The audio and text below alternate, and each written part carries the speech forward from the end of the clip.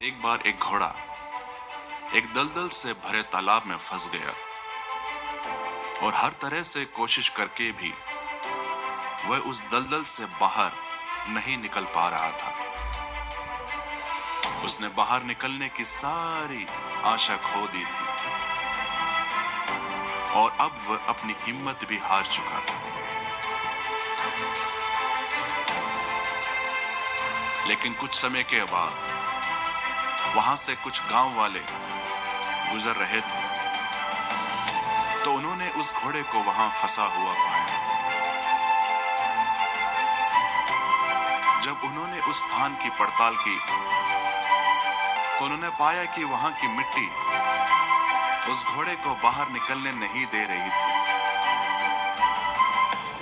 वह घोड़ा जितना अधिक बाहर निकलने की कोशिश करता, वह उतना ही उसमें धंसता जाता और अब तो वह घोड़ा बुरी तरह से थक भी चुका था। वे समझ गए कि अब यह घोड़ा अपनी शारीरिक शक्ति से नहीं बल्कि अपनी मानसिक शक्ति से ही बाहर निकल सकता था। वे जान गए कि उस घोड़े की हारी हुई हिम्मत उसे वापस लौटाना होगा, जो उसके बाहर आने का सबसे आखिरी रास्ता था। मिट्टी को हाथों में लेकर उसकी जांच पड़ताल करने के बाद उस ग्रामीण के मन में एक विचार आया। उसने अपने दोस्तों से कहा, मेरे पास एक योजना है और उम्मीद करता हूं कि यह काम करेगा। वह अपने गांव में वापस गया और वहां से घोड़ों के एक झुंड को लेकर इस घोड़े के पास पहुंचा और उस दलदल के तालाब के चारों तरफ उन घोड़ों को लेकर चक्कर लगवाने लगा। वह ऐसा इसलिए कर रहा था कि किसी तरह से उस फंसे हुए घोड़े को मानसिक रूप से उस दलदल से बाहर आने के लिए प्रेरित करे। और जब उस घोड़े ने अपने साथियों को उस तालाब के चारों ओर चक्कर लगाते हुए देखा, तब उसने मानसिक रूप से निर्णय लिया कि वह एक आखिरी कोशिश करके देखेगा।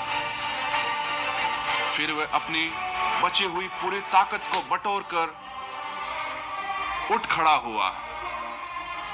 तब उसने पाया कि उसमें एक नई ऊर्जा, एक नई शक्ति आ चुकी है।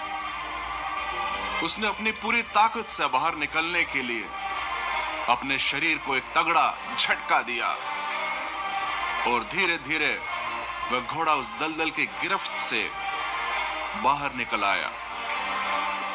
यह कहानी हमें सिखाती है कि जब हम जिंदगी में सारी उम्मीदें खो देते हैं, अपनी परिस्थितियों में बुरी तरह फंस जाते हैं, बाहर निकलने की कोई आशा नहीं होती, तब भी सकारात्मक बने रहें, अपने मन की शक्ति को मजबूत बनाएं, हिम्मत ना हारें। एक ना एक दिन रास्ता जरूर निकलेगा। साथ ही साथ जब आप किसी ऐसे व्यक्ति को देखें जिसे मदद की जरूरत है, जो निराशा और नकारात्मकता के दलदल में फंसा हुआ है,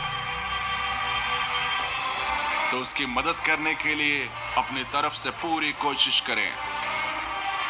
आपके विचार, आपकी मदद, आपका बढ़ाया हुआ एक हाथ किसी की जान बचा सकता है, किसी में उम्मीद की नई किरण जगा सकता है।